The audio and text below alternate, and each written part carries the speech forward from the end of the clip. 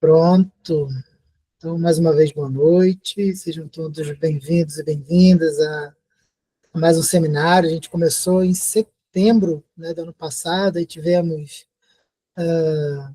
eu, a Dionéia, o Paulo, o Robson, a Lara, né, falando, e agora esse ano começa comigo, e já temos previsões já de alguns colegas para falar em fevereiro e março. E agora os encontros, como eu enviei o e-mail para vocês, falando se não chegou o e-mail para vocês, deem uma olhada na caixa de spam, às vezes caiu lá, né?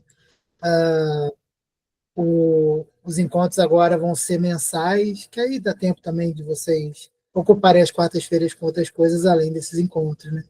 Então a gente vai ter esses encontros uma vez por mês. Eu vou tentar colocar sempre ali por volta da última quarta-feira do mês. O que pode impedir, às vezes, é algum feriado. Por exemplo, eu vou ver direitinho como é que vai ficar esse de fevereiro, porque é bem mais perto do carnaval, né? E aí pode ser que fique mais difícil para algumas pessoas acompanhar, porque eles vão viajar um pouco antes, ou vão se organizar para viajar, e às vezes isso já toma tempo. Então, pode ser que o de fevereiro eu adiante um pouco para a penúltima quarta-feira do mês, em vez de ser a última, mas aí pouco a pouco a gente vai se organizando nesse sentido. Sobre o livro, que a gente já estava comentando aqui, para quem está chegando mais tarde, o meu livro Lições de Filosofia Clínica foi lançado agora em dezembro.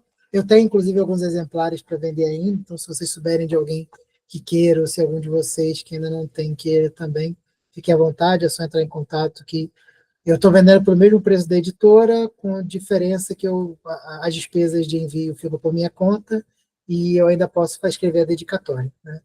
E eu estou pensando nesse ano também em fazer um grupo para a gente ler e comentar os capítulos desse livro, né, que seria uma espécie de um grupo de estudo. A gente aprofundaria em alguns pontos ali, né, como alguns aí já podem ter visto, muitas ideias ali estão bem sintetizadas, né, então dá para expandir muita coisa. Eu pensei 1000 coisas na hora de escrever uma frase, só que eu não vou escrever as 1000 coisas, eu só escrever a frase. Então tem muita coisa ali que dá para desdobrar, dá para levantar diálogo, pode ser que tenha alguma coisa ali que tenha ficado talvez não tão claro quanto eu gostaria que ficasse, ou algumas coisas que vocês podem ter percebido um sentido e eu tinha outro quando escrevi. E isso enriquece a leitura, porque depois que o texto é escrito, ele já não é mais nosso, ele já é o texto em si, que já tem vida própria, e aí os leitores vão dando também as suas interpretações. Ou seja, não sei se vocês já viram, já fizeram experiências aí de tanto de escritores, compositores, tentando acertar as questões do Enem com os textos deles. E eles eram reprovados. Então, assim, a interpretação acaba ficando tão abrangente que os próprios autores são reprovados na hora de interpretar a própria produção. Por quê? Porque o texto acaba sendo, para usar um termo lá do Humberto Eco, uma obra aberta. Então, tá ali, eu tive uma intenção quando eu escrevi cada um dos capítulos, mas vocês podem ter outra interpretação que vai deixar o texto mais rico, mais reflexivo, ou até encontrar ali inconsistências, coisas que podem ser criticadas e eu vou precisar repensar a minha forma de exposição de algumas ideias, que também pode acontecer, né? Então é isso. Então, mais uma vez, sejam bem-vindos e bem-vindas. Eu vou trabalhar o tema aqui com vocês agora a partir de 7h10. Eu vou levar talvez uns 20 minutos ou até menos sobre isso, e depois eu abro para a gente dialogar um pouco sobre o assunto, né? Curiosamente, a ideia que eu vou trabalhar com vocês, que é a ideia da singularidade como um parâmetro para a gente pesquisar, para trabalhar e tudo mais, ele não é um, ele não é um tema à margem de tudo que eu faço. Então, assim, a introdução à filosofia clínica é repleto de afirmações sobre a singularidade. As lições também são repletas de ideias sobre singularidade. E nas minhas aulas eu fico falando o tempo todo sobre singularidade. Então, ele não só é um princípio da filosofia clínica, como também é um ponto de partida que eu gosto de reafirmar o tempo todo, que eu acho que é muito, muito importante, né? Então, eu vou abrir aqui uma telinha aqui para ficar anotando coisas aleatórias aqui.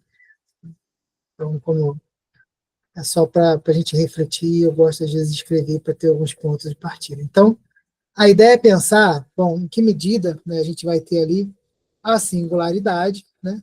Então, ela é um princípio, né, das pesquisas, dos estudos, dos aprofundamentos, é o princípio do método da filosofia clínica, então a singularidade é importantíssima. E o primeiro ponto que a gente precisa levar em conta é que singularidade, na verdade, toda a terminologia da filosofia clínica, ela precisa ser entendida a partir da filosofia clínica, dentro do método da filosofia clínica. Porque, caso contrário, a gente corre o risco de pegar ideias de singularidade que não são da filosofia clínica. Eu fui convidado para participar de um café filosófico há um tempo atrás, que foi até quem me convidou foi o esposo da Carolina, que está aqui, né? E foi muito bacana, muitos diálogos, o pessoal perguntou muita coisa, tinha muitas dúvidas, e eu achei interessante que no meio das conversas lá, um rapaz ele foi levantar a ideia da singularidade. Só que ele foi falar da singularidade enquanto uma ideia da física que tem a ver com a ideia lá do buraco negro. Né? Eu falei, não é por aí que a gente trabalha, não, não foi daí que o Lúcio tirou a ideia da singularidade. Né? Então a gente precisa perceber que quando a gente fala em singularidade, a gente está querendo. Opa, deixa eu sentar aqui. Quando a gente fala em singularidade, a gente está querendo considerar um termo próprio utilizado dentro da filosofia clínica. Ele pode ter sentido em outras abordagens terapêuticas, ele pode ter um sentido é, em, em outras áreas, né? Na própria lógica, inclusive de um dos lugares onde foi tirada a ideia da singularidade, né? O termo singular, né? Ele aparece, mas na filosofia clínica ele não só aponta para o fato de uma coisa específica. Né? A gente tem, assim, o termo universal seria todo homem, né? Todo homem é mortal. Né? O termo particular é alguns homens são mortais. E o termo singular é João ou Pedro é mortal. Né? João é mortal. Isso seria singularidade. Só que na filosofia clínica é muito mais do que isso. Não é só apontar para uma pessoa. É refletir que uma pessoa possui uma série de características que a distinguem das demais, né? E que a torna única, que a torna irrepetível. Então, esse é o primeiro ponto. Né? Então,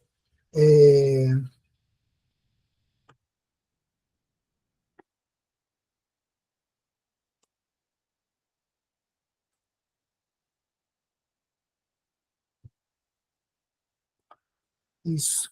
E aí, essa semana até apresentei na turma um videozinho do Clóvis de Barros Filho falando sobre Platão, e eu achei muito interessante levar isso para aula, esse trecho da fala dele, que ele dizia lá que todas as reflexões filosóficas levam para o absoluto, né?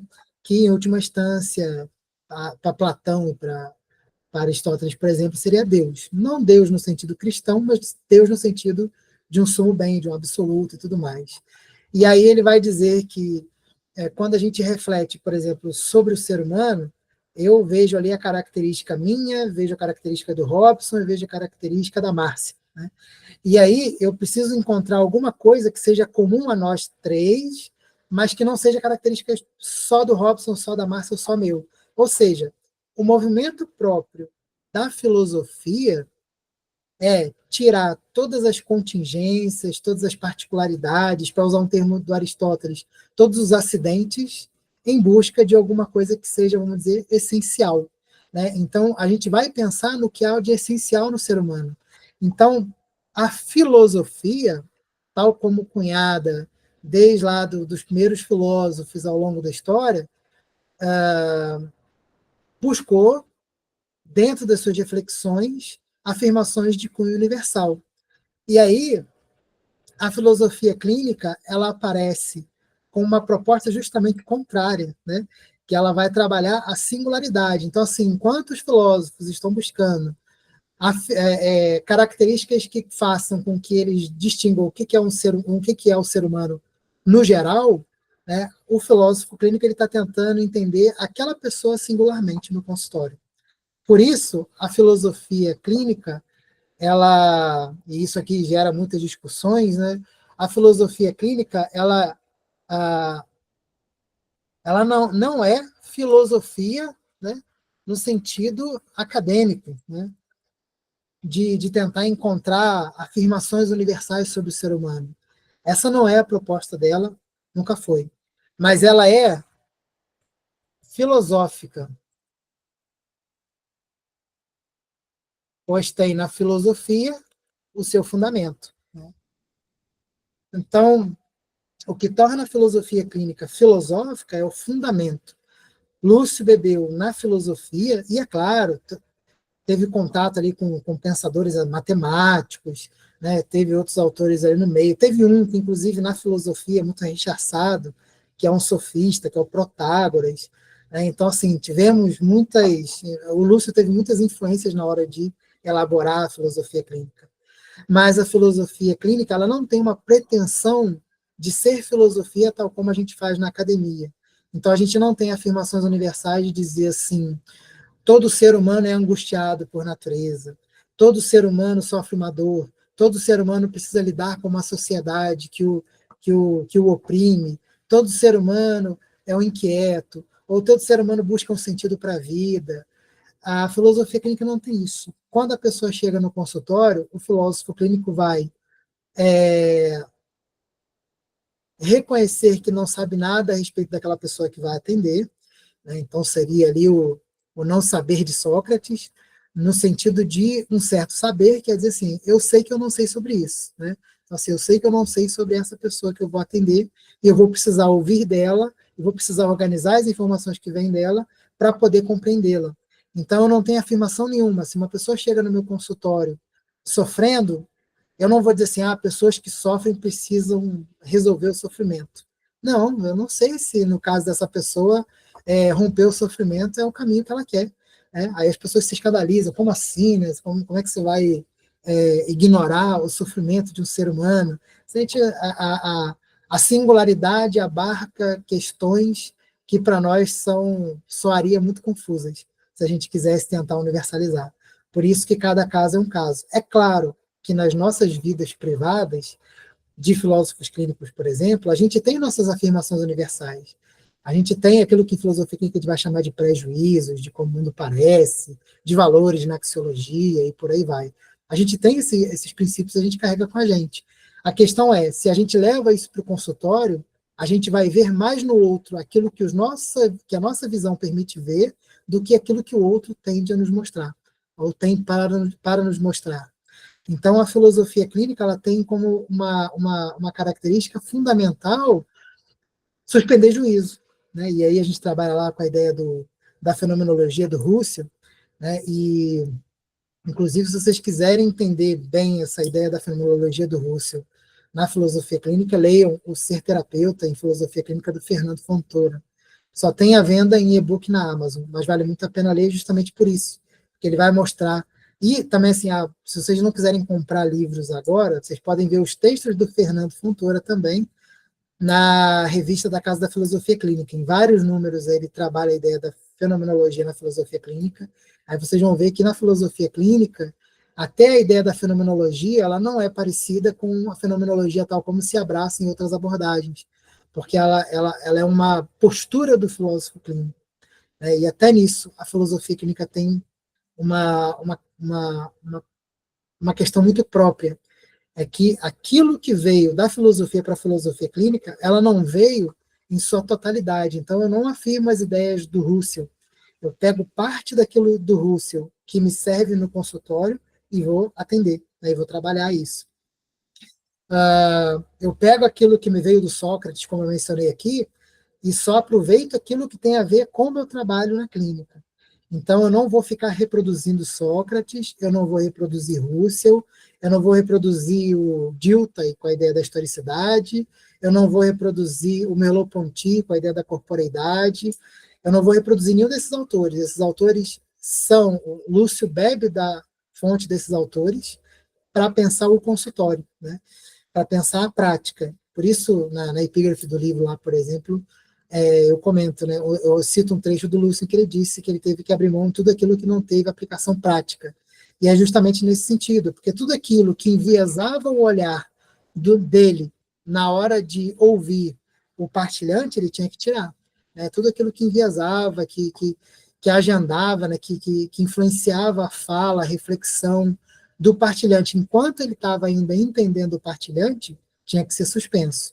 Né? Então, a filosofia, ela aparece na filosofia clínica como elementos que constroem um fundamento, e aí a filosofia clínica ela não é um discurso de filosofia, ela é um método terapêutico, então ela não afirma nada sobre qualquer coisa socialmente, universalmente, ela não afirma nada, ela descreve as coisas tal como aparecem.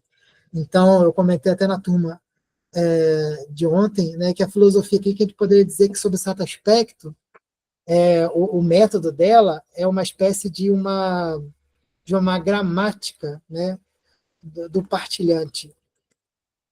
Por que gramática? Vocês imaginem que quando a gente está fazendo uma análise morfológica, sintática e tudo mais, eu sou péssimo em português. Né? Senão, se eu falar muito aqui, a Jandira vai brigar comigo. Mas, mas se, por exemplo, se eu digo assim, ó, João bebeu água. Né? Na filosofia clínica, o que eu faria se eu fosse fazer uma comparação com o português? Né? Eu diria lá, João é um substantivo, né? Bebeu é um verbo, né? Água é um predicado, né? Água também pode ser objeto direto. Ou seja, quando eu dou esses nomes para essas palavras que estão aqui, eu nada acrescento a essas palavras, mas eu as torno mais claras dentro de uma frase e entendo melhor. E a filosofia clínica é justamente isso. É um procedimento de compreensão do funcionamento do outro a partir de tudo que ele me traz no consultório, e aí eu vou conseguir, entendendo o partilhante na sua constituição complexa, eu começo a auxiliá-lo. Né? Então, na filosofia clínica, eu não afirmo nem nego nada sobre ninguém. Então, se uma pessoa diz assim, eu estou sofrendo porque eu e minha esposa brigamos, sei lá, 10 anos no casamento. Eu não vou dizer assim, que numa situação dessa os casais devem se separar. Isso pode ser para mim, né? Mas para aquela pessoa que eu atendo, não. Se para ela é uma demanda lidar com isso melhor, ela vai conseguir lidar. Tem gente que diz assim, eu não consigo viver bem sob pressão, isso me deixa ansioso, me deixa angustiado, eu não durmo. E aí vai aparecer uma outra pessoa no consultório que está ansioso, que está agitado pela demanda e diz assim, se eu não tiver isso na minha vida, eu não me movimento, eu não saio do lugar. Né? Eu preciso da agitação, eu preciso da cobrança, eu preciso de alguém no meu pé, eu preciso da correria do dia a dia, eu preciso disso, me faz falta. Né? Esses dias eu vi uma entrevista de um senhor que já estava completando quase 75 anos, acho que estava com 74, acho, e ele disse assim, quando eu fui trabalhar, eu trabalhei no banco, acho que se eu não me engano foi no banco, acho que Banco do Brasil, eu acho, e ele disse que teve todas as demandas do banco, só que ele tinha o sonho de trabalhar em outras áreas, mas acabou ficando no banco. Aí ele trabalhou a vida inteira no banco, com 60 e poucos anos ele se aposentou. Né? Ele falou que teve uma aposentadoria compulsória. E aí, ele falou que viajou, que conheceu um monte de lugar, que passeou, mas ele falou, estou sentindo falta daquela angústia que eu tinha lá no banco, lá, daquela inquietação, daquela cobrança. Aí o que ele foi fazer? Foi estudar medicina. Falou, não, aqui na medicina é tudo agitado, eu gosto, eu tenho que lidar com essa pressão aqui, então eu quero fazer isso. Né? Então ele foi lá, ou seja, a pressão para alguns é quase uma sentença. Eu não quero, isso para mim é horrível, é uma prisão. Para outros não, para outros é desafio e a pessoa vai querer viver bem com isso. Né? Então, assim, não temos nenhuma afirmação a respeito do ser humano que vai valer no consultório. E aí eu reafirmo, isso vale para a realidade do consultório. Se a gente vai para uma realidade social, e aí a gente vai fazer sociologia, por exemplo, a gente vai ter outro olhar. Né? A gente vai ter outro olhar de como as pessoas em geral funcionam, quais são as características gerais das pessoas. E aí, para um âmbito sociológico, funciona. Para um âmbito de uma reflexão filosófica, funciona. Né? Entender o que é o ser humano e tudo mais, funciona. Mas para a filosofia clínica não funciona porque eu estou trabalhando com uma pessoa específica. Então, se em toda pesquisa de afirmação universal a gente tem exceção à regra, no consultório, toda pessoa é uma exceção, né? Porque a gente não tem regra. Então, toda pessoa é única, é uma exceção, e aquela pessoa é atendida a partir dela mesma. Então, eu não tenho nenhuma, nenhuma afirmação externa que vai me valer ali para acompanhar o partilhante. Né? Há um tempo atrás, por exemplo, eu li um artigo de uma pessoa que disse que tinha estudado filosofia clínica, e nesse artigo a pessoa lá inquieta, falando que a filosofia clínica é um modo de tornar a pessoa alienada numa sociedade que fica oprimindo o ser humano, né, porque ela ajuda a pessoa a se adaptar à sociedade. Falei, olha, mudar a sociedade é uma proposta política, é uma proposta de atuação social, mas não é o princípio de um terapeuta dentro do consultório. E isso não vale só para a filosofia clínica, para qualquer terapeuta que vai acompanhar, ele quer ajudar a pessoa, porque se eu esperar que a sociedade seja boa para todo ser humano se sentir bem, eu não vou atender mais ninguém, eu vou ficar militando na vida e mesmo assim eu não vou ver muita mudança em muito tempo. Né? Então, assim, não adianta eu querer usar aquilo que eu tenho de visão de mundo para achar que eu vou ter que fazer isso no consultório. Eu vou tornar todo partilhante meu que um militante para tentar mudar a sociedade, um ativista político, e aí para qualquer espectro, direita ou esquerda, não estou nem afirmando para nenhum dos dois. Isso seria furada, porque não é essa a proposta. Né? Então, o que eu quero ajudar a fazer é ajudar aquela pessoa no consultório. E aí, ajudar a pessoa no consultório é um termo bastante genérico, inclusive. Por exemplo, a gente usa assim, qual é a finalidade da filosofia clínica? Eu uso um termo, que uma vez até um texto do Lúcio lá, ele diz que não gosta de usar esse termo, que eu digo que é para promover um bem-estar subjetivo. Opa, subjetivo. Só que eu faço questão de dizer, por exemplo, nas minhas aulas, que promover o bem-estar subjetivo não tem nada específico, não existe um pacote de finalidades que eu vou trazer para a pessoa. Que a pessoa precisa ter um equilíbrio emocional, um equilíbrio da sua razão, uma vida social. Não tem nada disso. Bem-estar subjetivo é um termo muito genérico para dizer assim, aquela pessoa que vai chegar no consultório, ela possui nela mesma uma espécie de um padrão, de um eixo. E eu vou ajudar essa pessoa a chegar no eixo dela. E às vezes o que é o eixo para ela, para mim é uma coisa muito torta, mas para ela vai ser um eixo.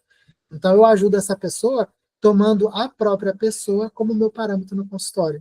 E aí, novamente,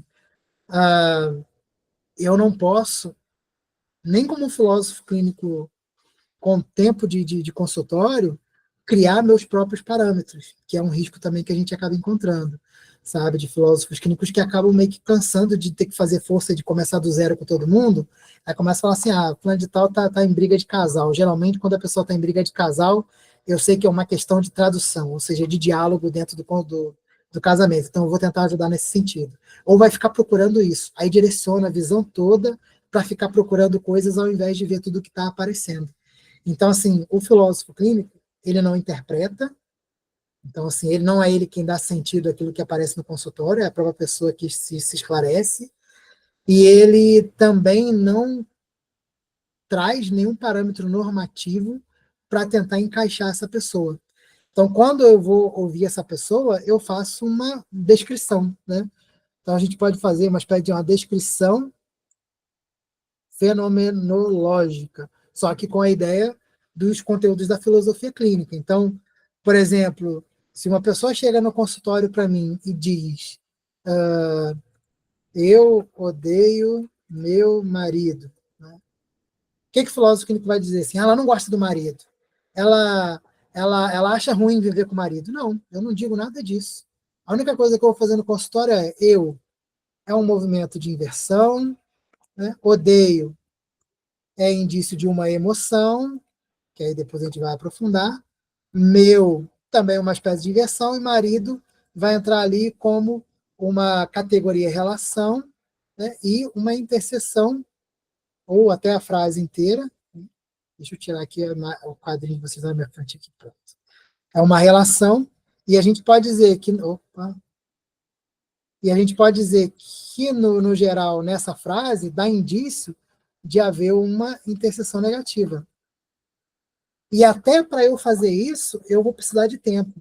Porque pode ser que quando ela diz odeia, pode sim remeter a um dado de emoção. Mas qual é a intensidade disso? Né? Eu não vou procurar no dicionário. O meu dicionário vai ser a pessoa que eu atendo. Então, o sentido do odiar precisa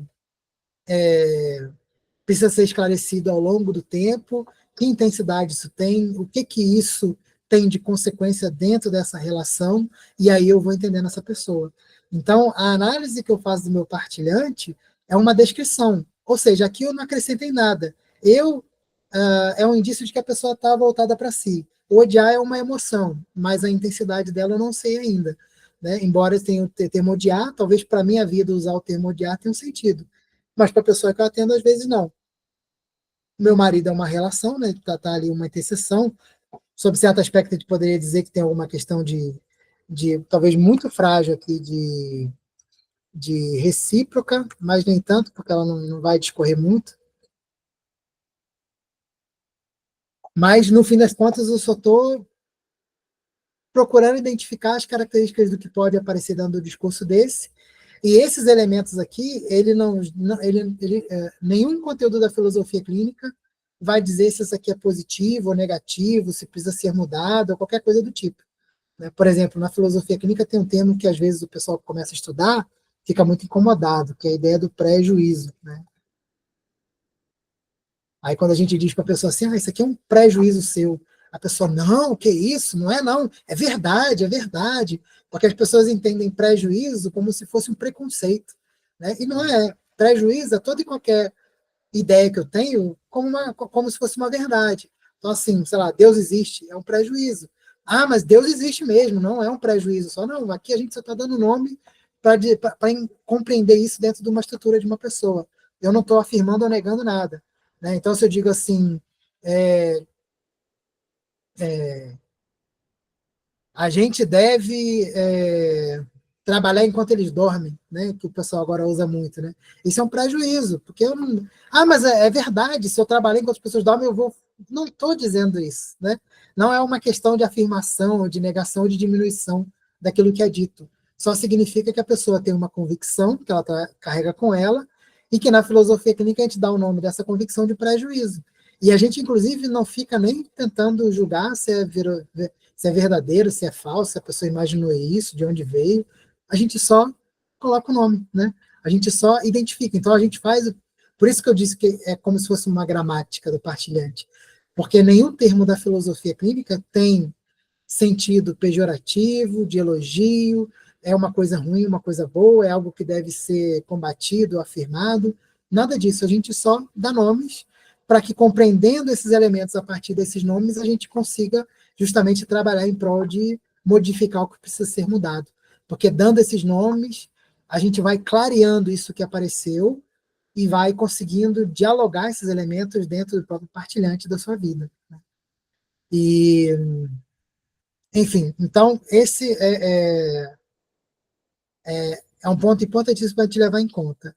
E aí entra a questão do como é que eu vou fazer pesquisa em filosofia clínica. Quais os parâmetros que eu vou ter para fazer uma pesquisa? Eu vou atender um monte de gente e vou tirar uma reflexão em comum de todos eles? Eu vou afirmar? Não, né? Porque se eu começo a procurar padrões naquelas pessoas que eu atendo, eu estou ignorando as características singulares dela. Né? No vídeo que eu mencionei do Clóvis Barros Filho, ele comenta, olha, quando eu vejo características de uma pessoa, eu tenho que tirar características que são só dela para tentar encontrar o que há de comum nos seres humanos, para daí pensar no humano. Então, eu preciso pensar as coisas sempre no universal. Aí ele vai dizer, aí a gente precisa então tirar as características particulares e singulares para ficar só com o que há de universal ali. E aí, sempre que eu faço isso, eu vou excluindo várias características. No consultório, a gente não tira nada. Então, a reflexão que se faz dentro da filosofia clínica em prol de aprofundar, de contribuir, de refletir para que ela funcione é de que modo eu vou conseguir refletir, de que modo eu vou conseguir me abrir à singularidade daquela pessoa que eu atendo, né? De que modo eu vou contribuir para o olhar daquela pessoa para que ela consiga enxergar essa singularidade. Foi um pouco, inclusive, que eu fiz no livro, né, na introdução eu mencionei isso várias vezes, mas eu acho que nas lições isso fica mais claro, que o tempo todo eu fico afirmando justamente esse movimento. Por que eu afirmo tanto esse movimento? Porque eu ouvi muita coisa, né, desde quando eu comecei a estudar filosofia clínica até hoje, dentro da própria filosofia clínica, que é justamente, às vezes, pessoas que meio que iam saindo da ideia da singularidade e começavam a criar seus próprios parâmetros de normalidade, de trabalho no consultório, começavam a abdicar de tópicos e submodos, porque iam esquecendo, aí só começavam a procurar aquilo que elas se lembravam. Então, assim, não preciso. Inclusive, não preciso saber todos os submodos. Se eu souber uns 3, 4 submódulos, eu já posso fazer uma boa clínica. Ou seja, foram perdendo muitas coisas do trabalho, da abrangência do consultório, em prol, às vezes, daquilo que são as preferências pessoais. E a filosofia clínica ela tem uma característica muito interessante. Ela é muito inquietante para aquelas pessoas que não conseguem lidar com o não saber, com a insegurança da pessoa que chega no consultório. Porque, assim, por mais que eu saiba ou conheça o meu partilhante, sei lá, atendendo ele há um ano, por exemplo, ou mais, nada impede de que na sessão seguinte ele vai trazer coisas que eu nunca tinha visto na fala dele. Né? E estava lá, né? Já estava lá o tempo todo. Então eu tenho que estar aberto ao novo o tempo todo, porque ele vai me trazer alguma coisa. Se eu começo a me acostumar e achar que o partilhante é só uma meia dúzia de características que eu encontrei, provavelmente eu estou ignorando as características singulares dele e já enviesei meu olhar para o meu partilhante. Então, toda a reflexão da filosofia clínica ela precisa ser de abertura, de compreensão, de acolhimento. Na, na, nas lições, eu até eu botei 2 termos no glossário que na maioria dos livros de filosofia clínica hoje vocês não vão encontrar, mas eu considero termos muito relevantes para pensar a filosofia clínica, que é a postura fenomenológica, que a fenomenologia foi uma ideia que o próprio Lúcio já trouxe para a filosofia clínica. Mas, a meu ver, quem trabalhou melhor, não que ele tenha sido o único, mas quem trabalhou melhor a ideia da fenomenologia no consultório foi, por exemplo, Fernando Fontoura. E nesse livro, por exemplo, Ser Terapeuta de Filosofia Clínica, vocês encontram isso. E o outro termo é a hermenêutica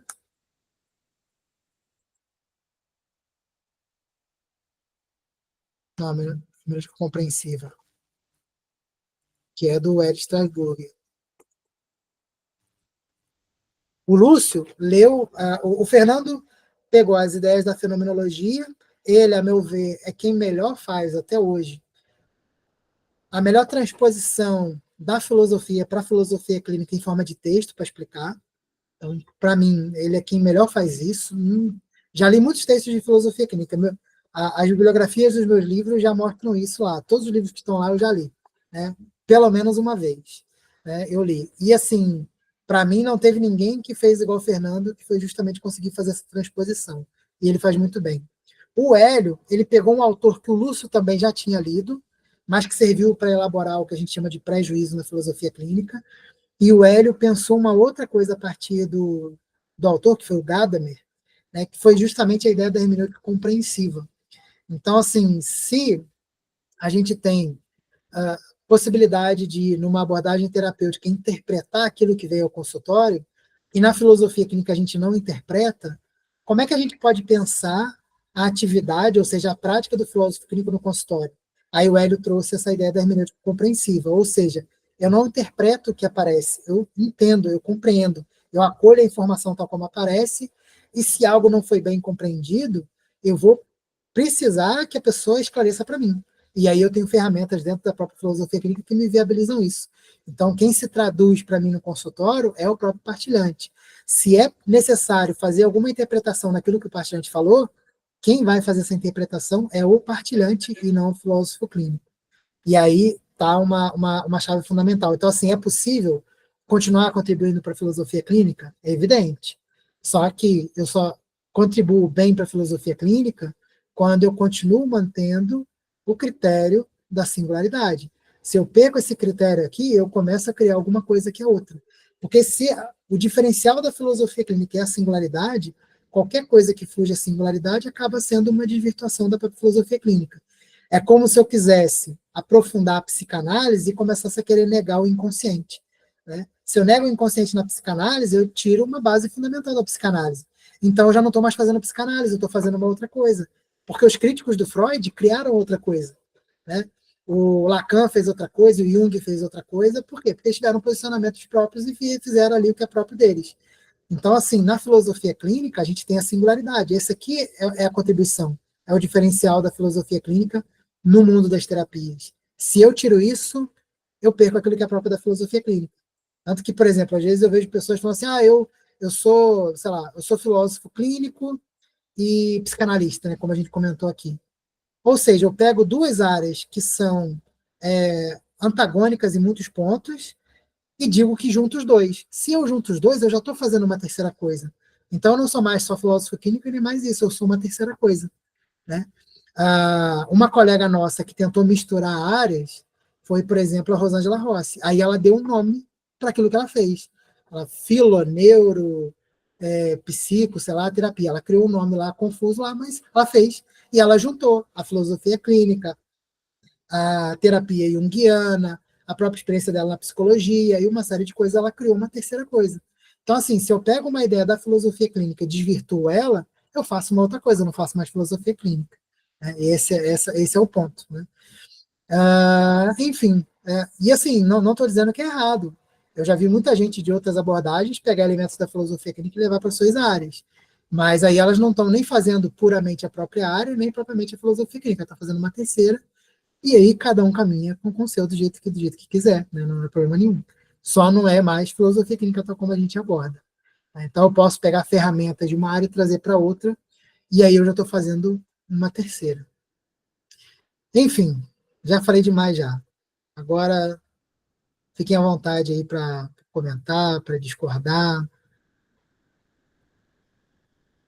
levantar alguma questão. Vamos ver o Peu. Miguel, baseado na fala do Clóvis sobre a busca da filosofia do que é comum, a filosofia que então nega a existência desse comum e, portanto, não vê sentido na busca que Clóvis fala? Não, não é isso, Peu. A questão é a seguinte: quando a filosofia clínica vai tentar discorrer sobre algo comum nos seres humanos, a finalidade dela é fazer uma afirmação universal.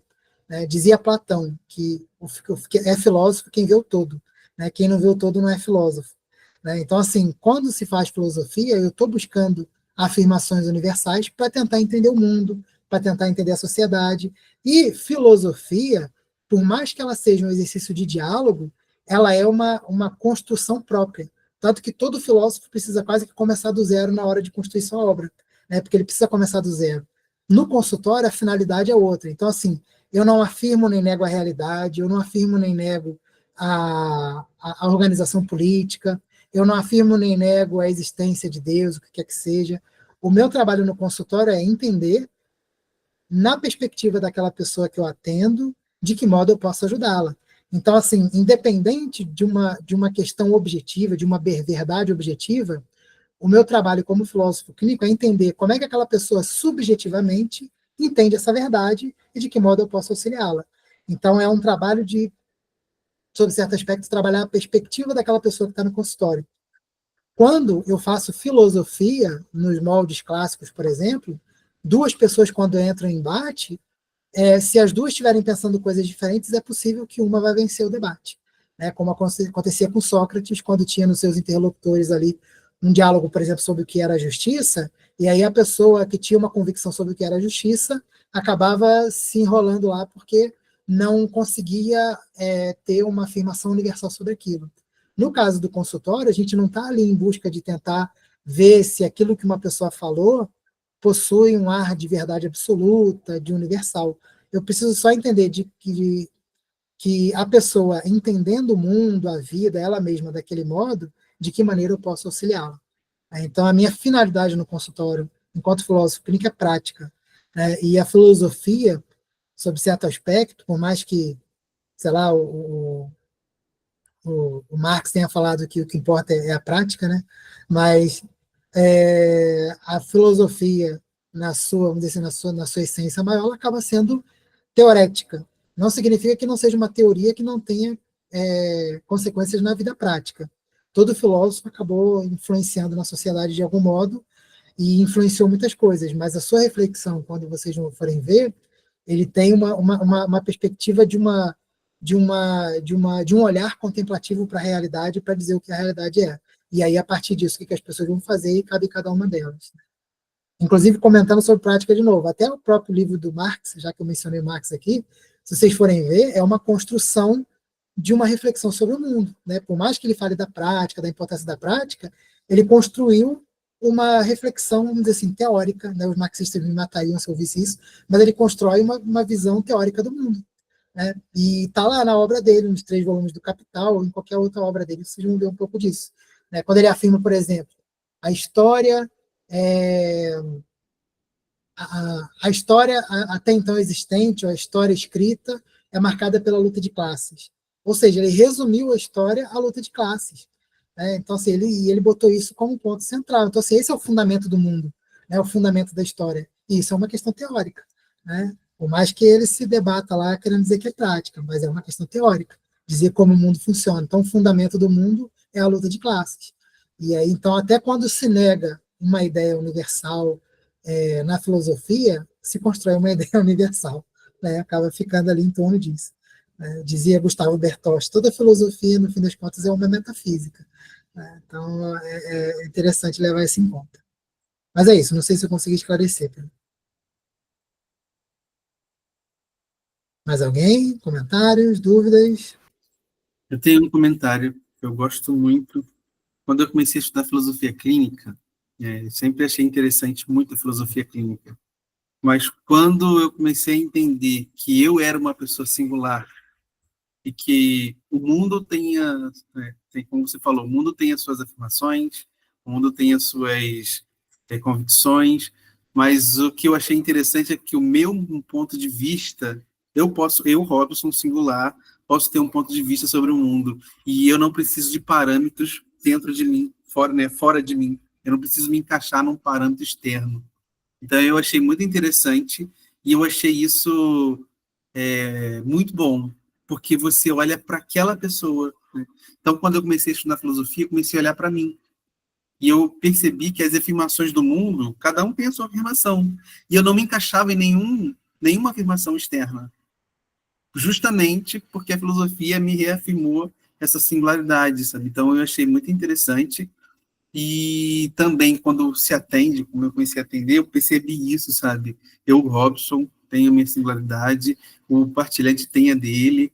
Então, é legal você olhar para isso, porque aí você consegue entender a si próprio, né? Eu percebi que consegui me entender a mim mesmo, e você consegue entender o seu entorno, né? Quando, pelo menos eu, enquanto comecei a estudar filosofia, as pessoas que eu tinha contato, e as pessoas que queriam debater comigo sobre alguma ideia que eles discordavam de mim, eu pensava assim, ele não concorda porque a singularidade dele, né, ele tem toda uma visão, uma perspectiva, um ponto de vista. Então, para mim, eu achei assim muito importante ver isso, sabe? É por isso que eu quero estar na Casa da Filosofia e na filosofia clínica, porque ela reafirmou essa singularidade. Eu sou único, eu sou exclusivo, sabe? E isso é bom, porque aí eu acabo e as pessoas acabam respeitando mais as outras pessoas. Ah, não, ele é diferente, ele é exclusivo. A gente não entende a vida do outro. Então, quando a gente passa a perceber isso na filosofia clínica, não tem como fugir. Se trouxer coisas externas ao partilhante, não é mais filosofia. Né? Se eu coloco a pessoa num padrão, já acabou com a singularidade. Então, eu achei muito interessante isso. Isso, para mim, é marcante na filosofia clínica. Tem uns textos se eu não me engano, do Beto Colombo, que o Hélio colocava lá no blog da Casa da Filosofia Clínica, e aí ele refletia sobre situações, trazia ali algumas reflexões próprias e tal. Aí o desfecho dela é assim: isso é assim para mim, né? Pronto. Então ele fazia isso, eu achava muito interessante, trazer um pouco dessa questão. E é um pouco isso. Então, assim, por exemplo, quando, quando eu escrevo sobre filosofia clínica, muito pouco da minha opinião pessoal acaba aparecendo ali. Né? Mas se eu escrever uma reflexão pessoal, aí eu coloco um monte daquilo de como eu vejo as coisas. Né? Antigamente eu escrevia em blogs, assim, eu já tive uns 4 blogs, eu acho, e aí alguns textos eram sobre filosofia clínica, outros sobre filosofia. Tinha um que eu escrevi uma série de textos chamado Divagações. Então, assim, eu ia divagando sobre um monte de tema, e aí divagação 1, 2, 3, 4. Eu lembro que, assim, até um colega que tinha sido meu orientador na graduação leu, aí compartilhou nas redes sociais, eu fiquei todo empolgado lá, porque eu não pegava nada de ninguém e ficava lá divagando sobre o tema, mas aquilo era a minha opinião, né? E aí, mais quando eu vou falar sobre filosofia clínica, os meus critérios são outros. Então, assim, eu acho um monte de coisa sobre o mundo e de como as pessoas poderiam ficar bem na minha vida no dia a dia. né? Mas no consultório isso aí não pode prevalecer de modo algum, precisa ser suspenso. E é claro, inevitavelmente a gente acaba também trazendo um pouco disso para a nossa vida pessoal e aplica isso na nossa vida. Então a gente acaba tentando também deixando os outros para lá, sabe? A não ser que a gente esteja convivendo com a pessoa, então às vezes vai precisar, sobre certo aspecto, às vezes alguns embates podem acontecer, né? Porque é natural, mas não no sentido de eu achar que eu devo mudar as pessoas no mundo e tal, que a minha via é a melhor de todas, né? Então, assim, eu tenho minhas convicções, mas o máximo que eu faço é pôr por escrito. E aí, aceita quem quer, não aceita, eu só lancei para o mundo. Mais alguém?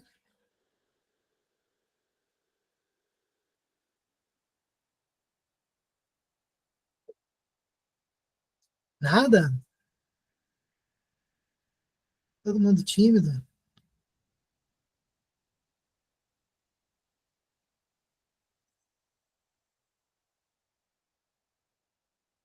Bom, ficou claro as minhas reflexões sobre a ideia da singularidade, sobre a tomá-la como parâmetro. Ficou? Bom, então é isso, vamos ficar por aqui, já que ninguém quer falar mais. Eu agradeço a participação de vocês e espero ter sido claro nessas reflexões. Como eu disse, eu vou deixar esse conteúdo gravado. Em algum momento que eu tiver tempo, eu vou subir ele no YouTube, vou deixar lá disponível. E qualquer coisa que vocês quiserem conversar comigo, tem redes sociais para estar em contato, tem e-mail, tem tudo.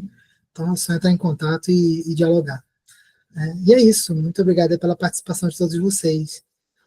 Uma boa noite. Boa Boa noite, noite, pessoal. podemos. Boa noite. Beijo, tchau. Tchau, tchau.